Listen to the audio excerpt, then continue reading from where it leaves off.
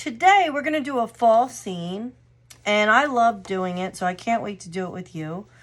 And our objective today is I will be able to create a fall scene using 1-point perspective. So we are using 1-point perspective and with a vanishing point, guidelines, and a horizon line. So we're going to go over all that. So when we start out our 1-point perspective, we always start out with our horizon line. So horizon line is the line that goes straight across, and everything leads up to the horizon line and the vanishing point. So we're going to start out with the horizon line. You're going to use pencil. I'm going to use pen so you can see what I'm doing. So I'm going to put the horizon line not too high, not too low, like right in the middle. So here we have this nice horizon line going across the paper. So just give me a thumbs up when you have that horizon line down. In 3, in 2, and in 1. And we are back. Nice job. The next part is our vanishing point. So I'm going to do mine a little larger. I'm going to have this vanishing point right in the middle, and everything that we do is going to go back to that middle dot, okay? So there's our vanishing point. So everybody put your vanishing point on your page. Just give me a thumbs up. That shouldn't take too long. So let me just check if everybody's ready. And here we go. Awesome job. Now we're going to use some guidelines. I'm going to draw my guidelines going down today, like an upside down V. So here's my guidelines. They are an upside down V. So everybody draw that upside down V on their paper. Give me a thumbs up. All right. Looking good. So now we have, back to our objective, we've already used our vanishing point, which is our 1 point. We have used already our horizon line right here. And we have used our guidelines already. So now this is how we're going to go deep into this and use all of them. Today we're going to do a fall scene. So we're going to do some trees. So once I draw my trees, you can go forward if you think you know what you're doing. But we're going to start out with a smaller tree because everything towards this vanishing point is small. And as you go out, it all gets bigger. So now we have this tiny little tree here. Then we have a larger tree. So we're spacing out our trees. And the trees just keep on getting larger as you go down. And you can see that Miss Trouts is not making my lines perfect because I'm going to color them in as trees. So here they go down like this. So as they go down, they get bigger. So to help us out on the other side, I'm going to draw, again, you're using pencil first, I'm using marker. I'm going to draw a line going that way. Now I'm going to draw a line going this way. And let's see if Miss Trouts' lines match up for the top of their trees. So now this time, first we drew it by our hands, and we just made these lines larger as we went down. Now we are going to line that line up like this, from bottom to top. So from that V to the top of the guideline. And that way we can see, you can see the difference from not using the guideline to using the guideline. Some might find it harder, some might find it easier. So there's my trees. Now, I'm going to speed up my process so you can see how I make my trees. I'm going to make one, and then I'm going to let you try and make your own trees. So I'm actually going to make two. I'll make two. So I have these branches coming out as trees, fall trees. There are my branches. You just squiggle the branches. Try as hard as you can. There's no perfect branch. There's no perfect way of doing it. But I'm just drawing branches off of my straight tree trunks. And then I might draw like a little bit of a trunk on the bottom. So these two trees are really what I want. I gave you a lot of examples. So if you think you know what you're doing, you can go straight ahead and draw your trees. If you want to keep watching up here, you can.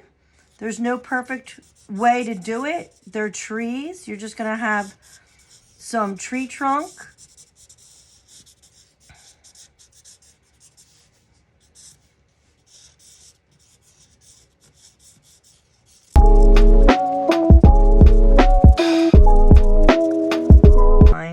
Now we're going to use something that we used in a past lesson, shape. So I'm going to, again, you are using a pencil, but I'm just using marker right now. You'll have time to color it all in. So now I have this marker. I'm just going to draw a square right above the horizon line and near, right above and near this dot, the vanishing point. So that's my house, and it's going to be right up here, and we're just going to draw a almost square, could be more rectangle, up to you.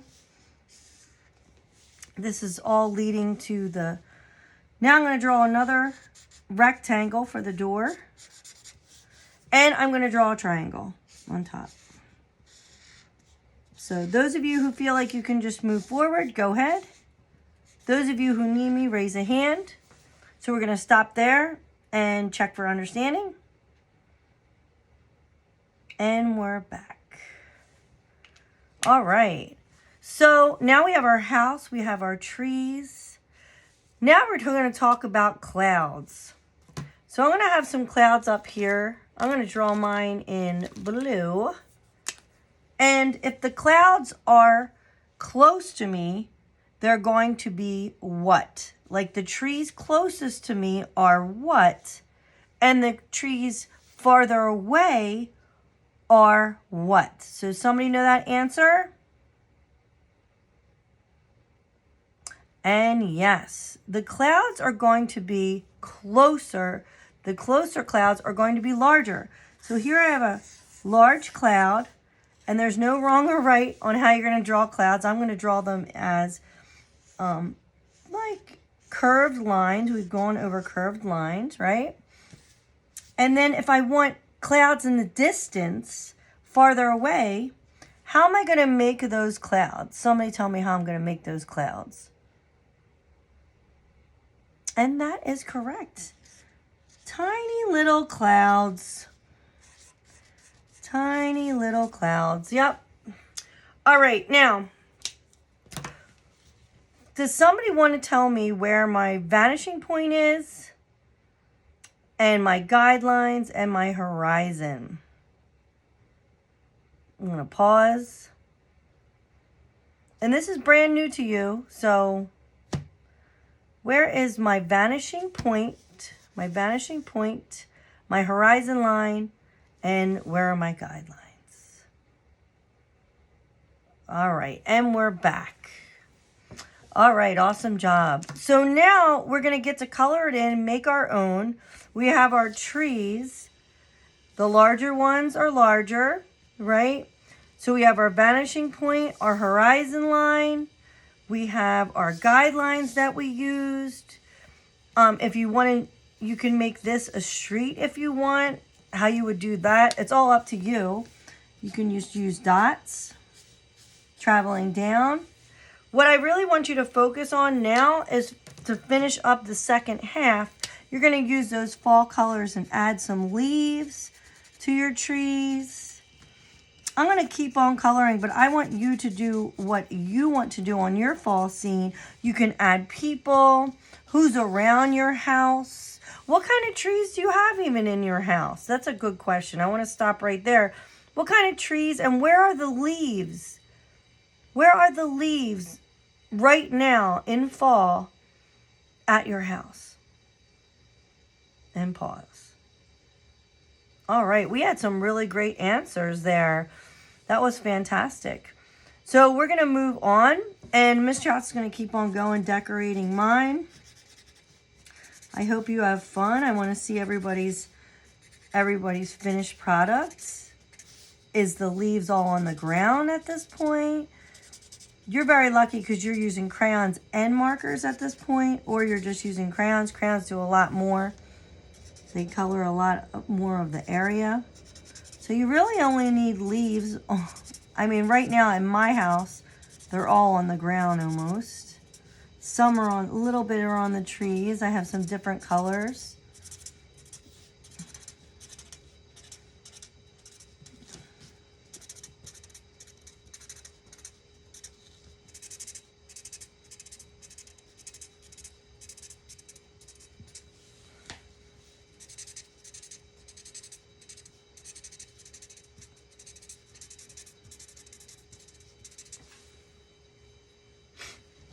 And I'm just going to speed this up.